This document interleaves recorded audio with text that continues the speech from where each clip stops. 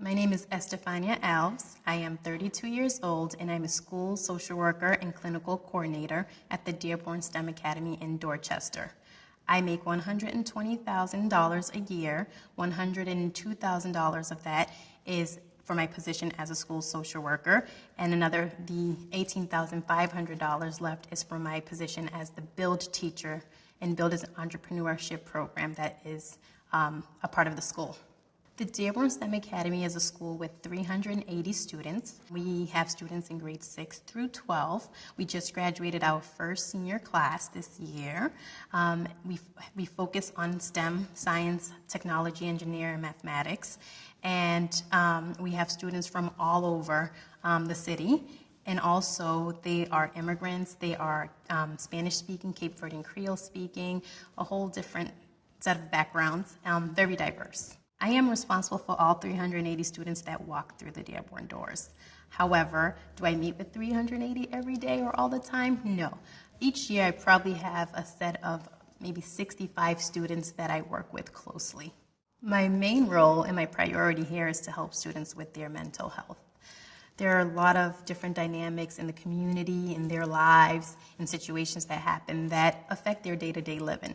There's other triggers in the school, outside of the school, so I need to ensure that they're here and they're mentally prepared to receive their education. That is my number one priority. No matter what the issue is, whether it's homelessness, whether it's poverty, whether it's an immigration issue, whether it's a school issue, an issue with a conflict with the student, whatever it is, I need to make sure that they're mentally here and present to receive their education.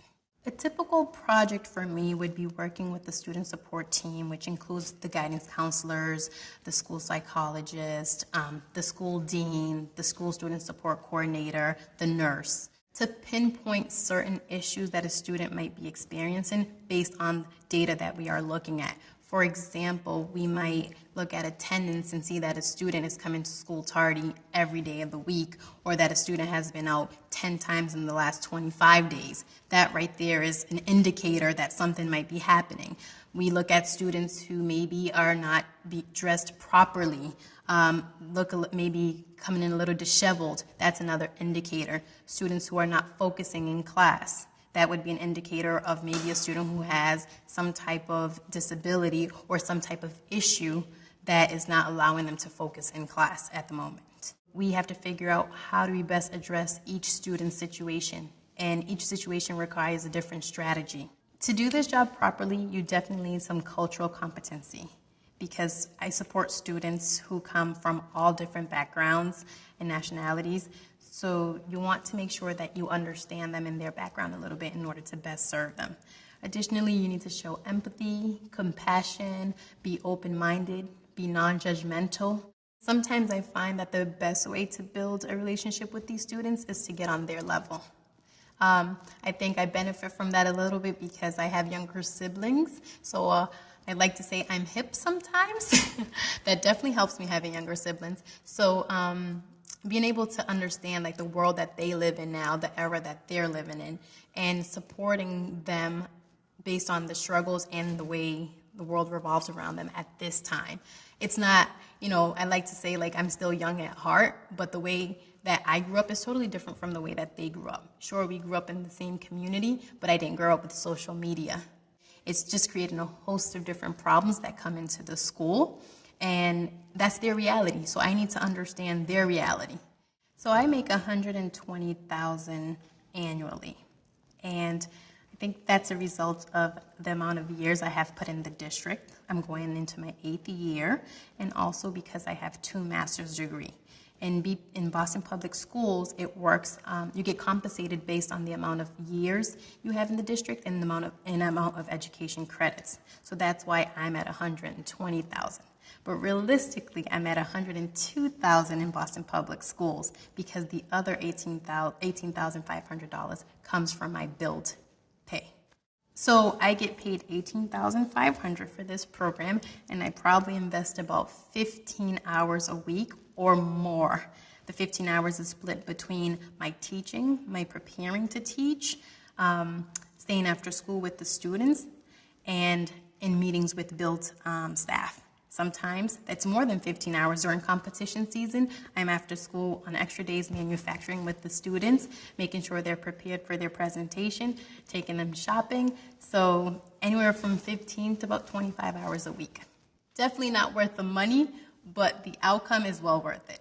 I make an additional $7,000 a year at this particular school because we're currently in turnaround status, which means that we have more professional development hours to meet. So we get compensated for the extra professional development hours and for the extra school day hour that we have embedded into our schedule. So a turnaround school typically will make a little bit over $7,000 extra in cash.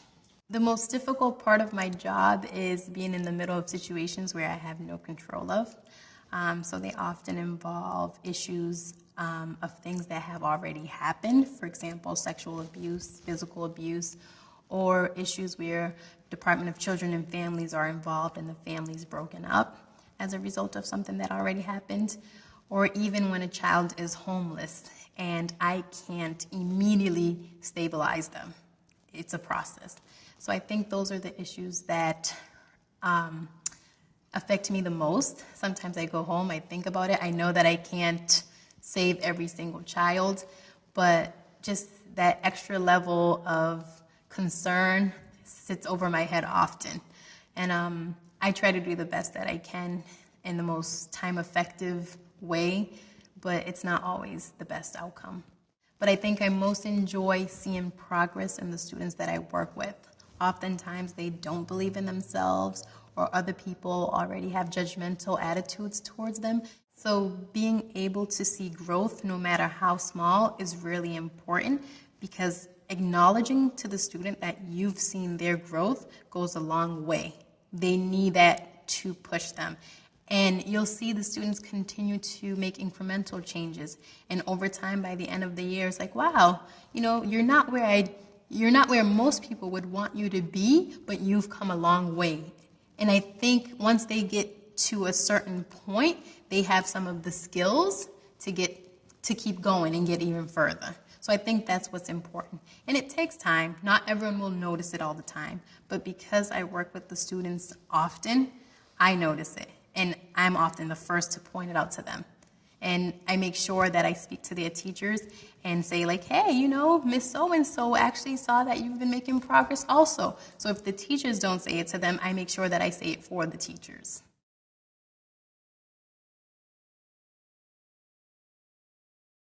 She's way different from other teachers.